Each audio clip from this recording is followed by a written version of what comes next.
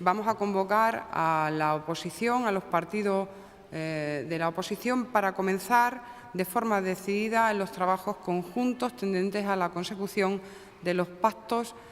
o de algunos de los pactos que se desgranaron en el último debate del Estado de la región, concretamente de los pactos de innovación y del pacto sobre fondos europeos.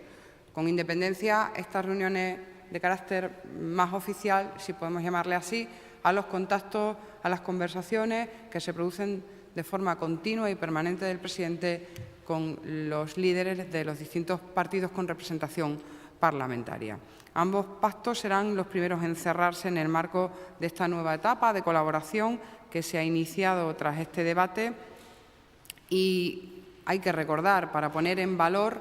el pacto que consideramos, uno de los pactos que consideramos prioritarios, porque estamos, y hay que recordarlo, en proceso de programación ya de diseño de ese programa operativo y, por lo tanto, la unión de las fuerzas políticas en torno a este gran pacto es esencial.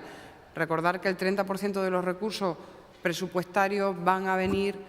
de la Unión Europea,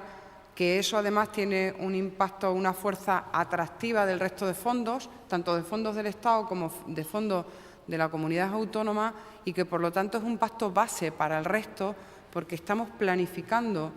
un horizonte temporal en recursos presupuestarios, un pacto con recursos presupuestarios hasta el año 2020 y, por lo tanto, es un pacto estratégico. Se insistió